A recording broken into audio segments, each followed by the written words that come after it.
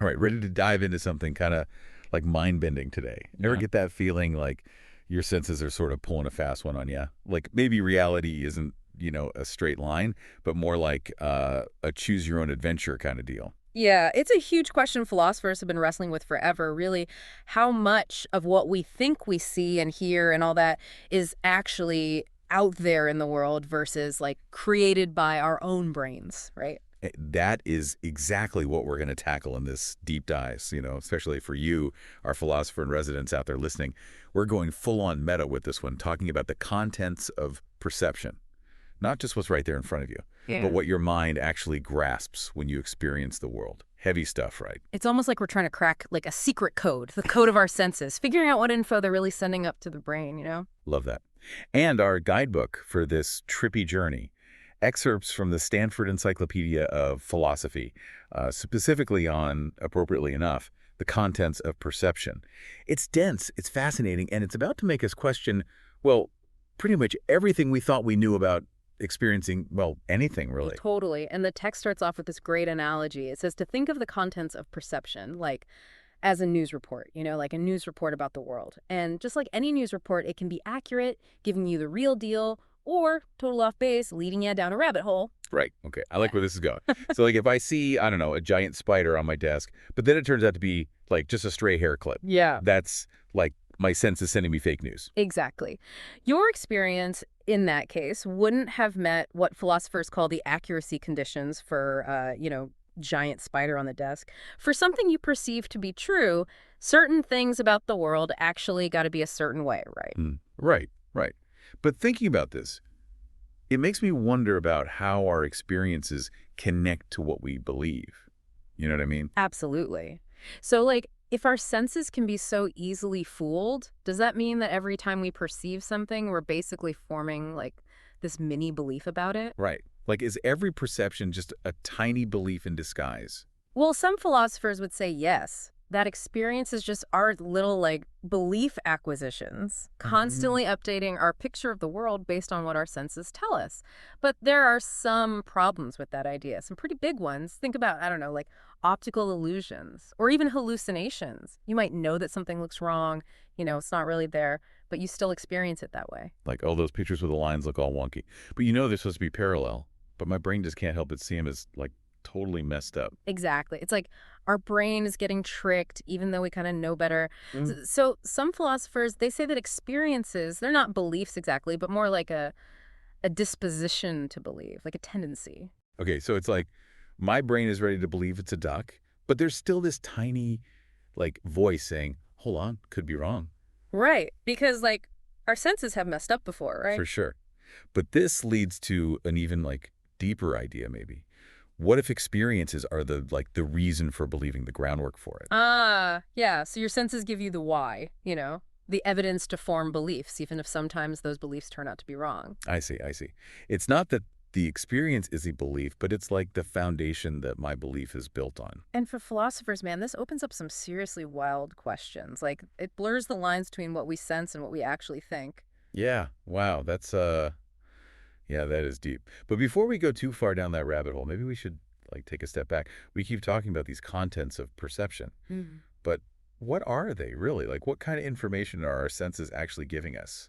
Luckily for us, philosophers have, like, a whole buffet of theories to try and explain this stuff. All these different ways of thinking about how our senses work and what they're telling us about the world. Okay, so a philosophical buffet, huh? Sign me up, I'm starving. Okay, so first up on this philosophical buffet of perception, we got something called Russellian content, named after Bertrand Russell, the philosopher. Yes, Bertrand Russell. So this one is like the simplest to grasp. It basically says that what you perceive is the object itself and like the properties that it has. So you Yeah. see that apple over there and it is red. Simple, yeah. Yeah, that I mean, on the surface that seems to make sense. But I've learned that with philosophy, nothing stays simple for very long. So what's the catch? Well, it struggles with those situations where our senses, they kind of get things wrong, Hmm. don't perfectly match up with the real world. Think about like hallucinations, right? If you see, I don't know, a giant, bright pink elephant, Hmm.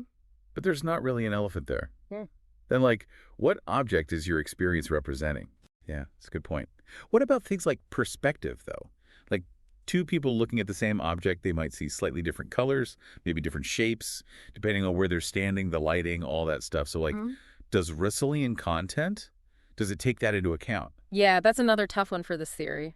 It kind of assumes this one-to-one relationship between what we see and, what's really out there, which, like, we know isn't always the case. Right. So let's move on to the next dish on our menu here. It's called Possible Worlds content. Possible worlds content. All right, lay it on me. So with this one, you got to think a little more abstractly. Okay, I think I can handle some abstraction. Imagine every experience you have, it acts like a filter, right? It takes all the possible ways the world could be, and it narrows them down to only the ones that match what your senses are telling you. So, like, if I see a bluebird, my experience is basically filtering out all the possible worlds where, I don't know, there's no bluebird sitting right there. That's a very poetic way to put it. But even this theory, it has a snag. It kind of runs into trouble when we start thinking about, like, impossible scenarios. Like, those optical illusions that mess with your mind? Oh, yeah, totally. Like those crazy staircases, the ones that look like they just keep going up and up forever. Exactly. Yeah. Those things. In those cases, there is no possible world where that illusion could actually exist, Like the laws of physics, they don't allow for that kind of thing. So this possible world's content, it has trouble explaining how we can see something that's, like, literally impossible. Yeah, all right. I see the problem there. Mm. Okay, so what's our next course? Okay, next up we have, this one is called free gene content. It gets a little more complex. Okay, bring on the complexity. My brain is warmed up and ready for a challenge. What is free gene content all about? So this one dives into the idea of modes of presentation. It's named after Gottlob Frege, the philosopher. And the basic idea is that even if two people are, like, seeing the same property, like the color red, their experience of that property, like their subjective experience, might actually be different. Hold on. So you're saying, like, we could both look at something, agree that it's red, but what that redness feels like to me could be different from what it feels like to you. That is crazy. Yeah, it's a trippy concept, right? It's called inverted qualia. Like the idea that the feeling, the qualitative experience of something could be different, even if the, actual thing we're seeing is the same.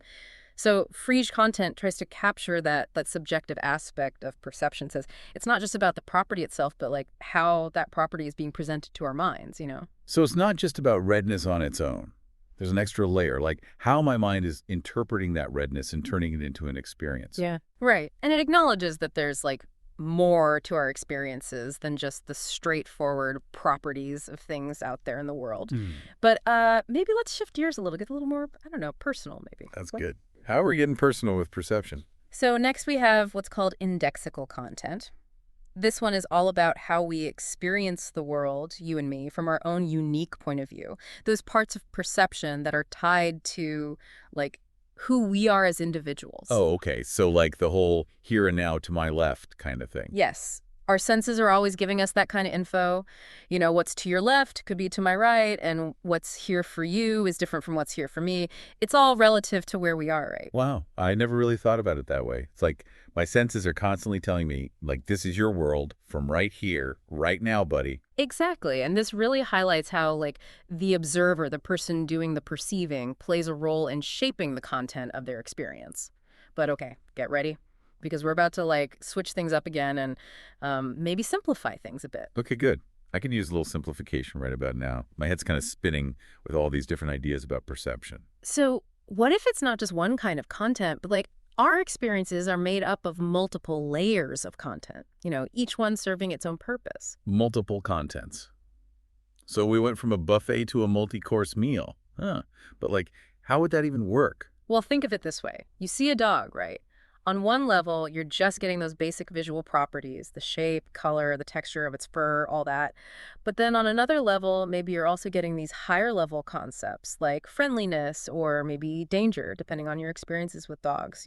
So it's like my perception is mixing together different types of content. Some from, like, what my eyes are seeing right now, and others from, I don't know, like my memories and, like, my interpretation of the world. Exactly. It's a mix. And this leads us to another piece of this puzzle. How do we even represent things like color or shape or even more complex ideas in our minds? Right. Okay, so color, for example. I mean, that seems pretty straightforward, right? Like, what's the big philosophical mystery there. Well, imagine this. Two people see the same color, right? But their experience, their subjective experience of that color is completely different. What you mean, like, I could see red, you could see red, but what that redness feels like to each of us could be totally different. Like, whoa. It's a mind-bending concept, right? It's called inverted qualia, and it makes us ask, like, is the content of perception totally objective? Or is there this built-in subjective element to how we experience the world? So if we both see red, but it feels different, does that mean we're actually perceiving different things? That's the million-dollar question. All the different types of content we've talked about, Russellian, possible worlds, Phrygian, they all have different answers. But it gets even more complicated when we think about properties beyond just color. Okay, like what? What other properties are we talking about? Well, things like shape, texture, or even, really abstract concepts like dangerous or beautiful.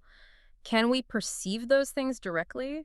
Or is that just our minds adding interpretation? So where's the line between what we perceive and what we think? Is it even possible to separate those things? That is the question philosophers have been debating forever. And to really dive into that, we got to talk about objects, objects themselves. Objects. Okay, let's talk about objects. How do they fit into all of this? So we've talked about all these different theories about the contents of perception, like all the information our senses are giving us and how our brains are trying to make sense of it all. But I'm still kind of stuck on the objects themselves, like the world feels full of all these separate things, trees, chairs, dogs. But how do we actually perceive them as, like, whole objects? Yeah, that's a big one. That question goes to the heart of how we understand reality, really.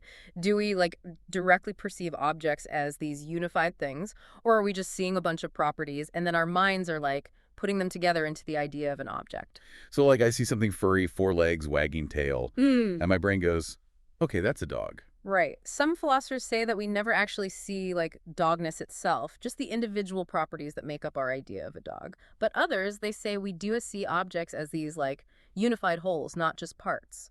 And this is where that Grice cube example from the text we've been looking at gets really interesting. Grice cube. Okay, what's that? Okay, so imagine a cube, right? But you're only seeing, 3 sides of it. And then there's another cube placed so that its sides line up perfectly with the first cube's hidden sides.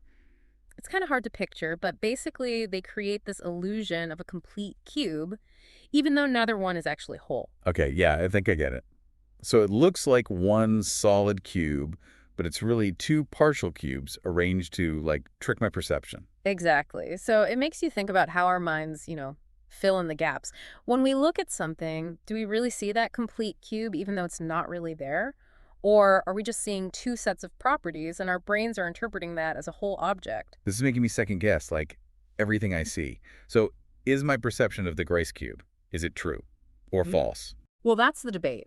Different theories about how we represent objects, they lead to different conclusions. Some would say, yeah, it's a true experience because it accurately reflects, the visual information you're getting. But others would say, no, it's false, because you're not really perceiving a full cube, just like a clever arrangement of parts. So whether my perception is true kind of depends on how my brain is processing those properties and, putting them together. Does that mean, we can never be totally sure if we're seeing a real object or just a really good illusion created by our own minds? That is a question that philosophers are still trying to figure out. It raises the possibility that the way we see the world, it's not just a passive reflection of reality, but an active construction, influenced by our expectations, our interpretations, maybe even our culture. This whole deep dive has been like a total mind trip. It turns out experiencing the world is way more complicated than I ever realized. For sure. And, the Stanford Encyclopedia stuff we looked at, it focused on whether perception is accurate, right? True or false. But it's interesting to think about what all of this means for how we actually understand the world, Does our perception, does it just give us raw data? Or does it actually shape how we interpret things, how we find meaning in our experiences? Yeah, I mean, our senses, they give us all this info about shapes, colors, sounds, but those sensations, they also connect to our emotions, our memories, our whole understanding of what it means to be a person in the world. Exactly. Perception, it's not just this passive thing. It's an active process of making sense of everything, giving it meaning. Well, there you have it. a whirlwind tour of the philosophy of perception. We've explored all these different theories, challenged some assumptions, and hopefully maybe gained a little more appreciation for just how complex it all is. And for you out there, our philosophy fan, this is just the beginning, really. The stuff we talked about today, it's a starting point. Hmm. What questions does this raise for you? What new insights have you gotten about, perception, belief, how we make meaning? Yeah. Keep thinking about it. Keep those philosophical minds working. Until next time.